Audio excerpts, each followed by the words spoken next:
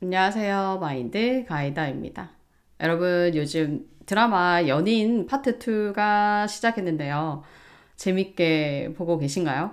파트 2로 가면 갈수록 경자호란 때 여인들이 겪었던 아픔이 두드러지게 그 내용을 부각시켜서 나오고 있더라고요. 그걸 보면서 최근에 제가 가장 마음에 들었던 대사와 그 장면이 있었는데, 이 병자호란 당시에 여자들이 오랑캐에게 팔려가서 그 노예 시장에서 여자의 몸으로 그 오랑캐들에게 거래가 되는 장면이 있었거든요.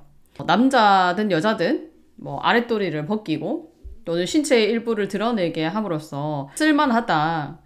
이 여자 정도면 오랫동안 데리고 놀다가 또 다른 사람에게 팔아 넘겨도 제값받을 수 있다라는 식으로 이런 대사들을 하시더라고요. 그렇게 함부로 취급되어지고 있는 그 장면을 오랑캐에게 끌려갔던 소현세자가 그것을 보고, 아니 저 여자들은 왜 살아남아서 저렇게 조선에 치욕이 되느냐, 수치거리가 되느냐, 이런 식으로 말을 했어요.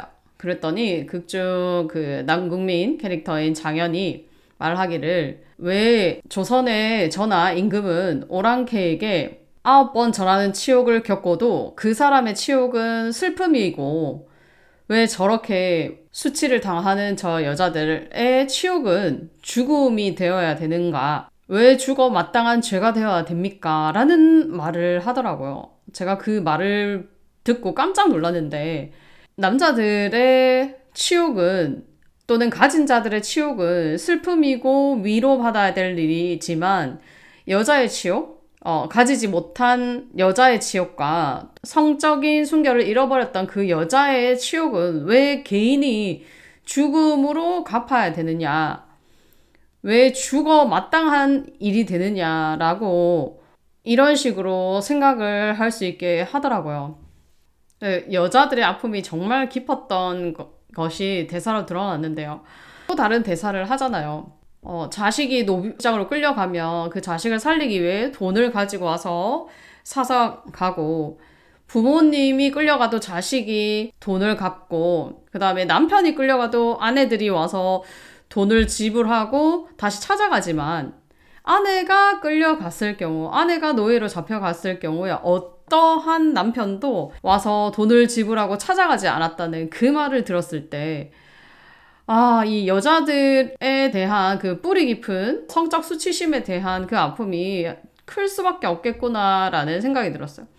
이때부터 여자라는 존재보다 그냥 성적인 상품, 존재를 뛰어넘은 성에 대한 가치를 더 높이 쳤다는 게, 여자들이 뿌리 깊게 이 성에 대한 아픔이 존재에 대한 그 수치심과 아픔보다 더 깊이 있을 수밖에 없겠구나라는 것을 느꼈는데요.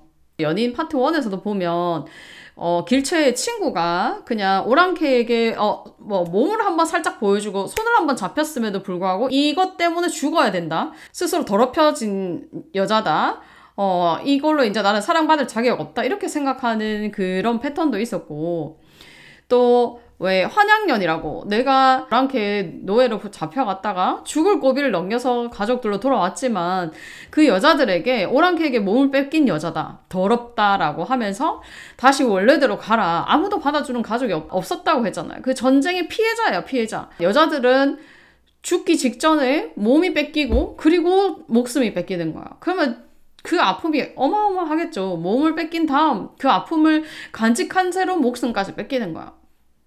그분들의 아픔이 남아 대대손손 그 여자들의 무의식에 전해지고 있다면, 이 여자들은 기본적으로 존재에 대한 수치심 이전에 성에 대한 수치심이 더 뿌리 깊을 수밖에 없었어요.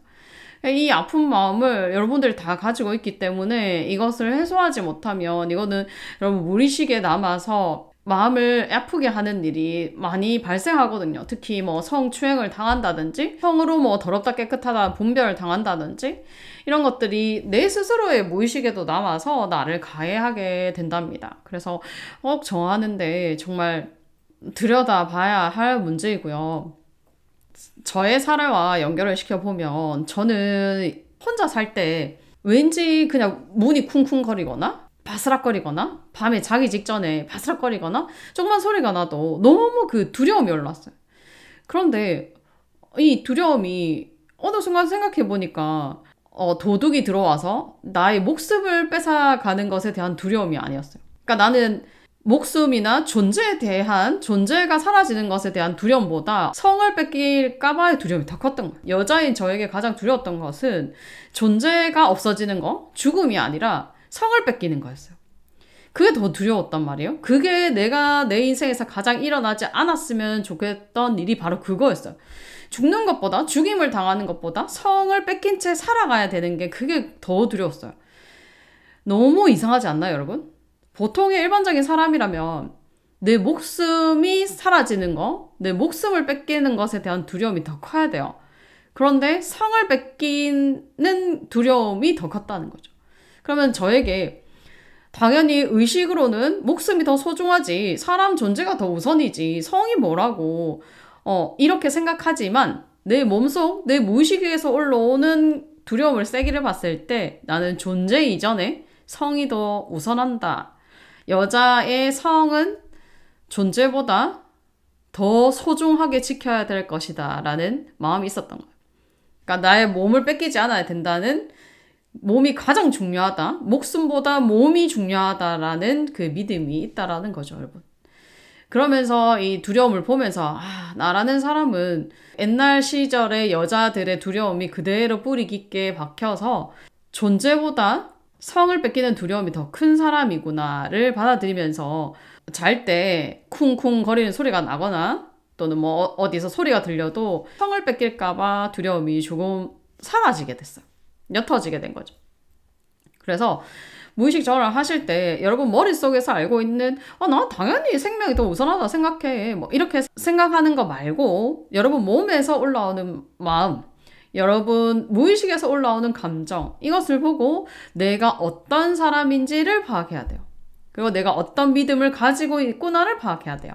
머리로 주입하는 게 아니라 여러분 속에 있는 것이 끄집어 올라졌을 때 그 상황 속에서 여러분의 믿음은 무엇입니다를 알아야 돼요. 그래서 나는 내가 이런 믿음을 믿고 있기 때문에 이런 감정과 마음이 올라오는구나. 그래서 이게 어리석음이구나. 이 어리석음을 교정해주면, 내 믿음을 바꿔주면 나한테 올라오는 감정이 달라지겠죠. 그래서 내가 어떤 믿음을 가지고 있는지를, 이것을 밝혀내는 게 정말 어려워요, 여러분. 나는 당연히 목숨이 더 소중해라고 믿고 있다라고 생각하거든요, 여러분들의 에고는. 그런데 실제로 여러분들은 그게 아니잖아요. 나는 성이 더 소중해, 목숨보다 성이 더 소중해 라고 생각한다는 말이에요. 이것을 내가 실제로 믿고 있는 것이 이것이었구나를 발견하는 게 정말 어려워요. 그래서 이 작업을 위해서 여러분이 무의식 정화를 하는 것이고요.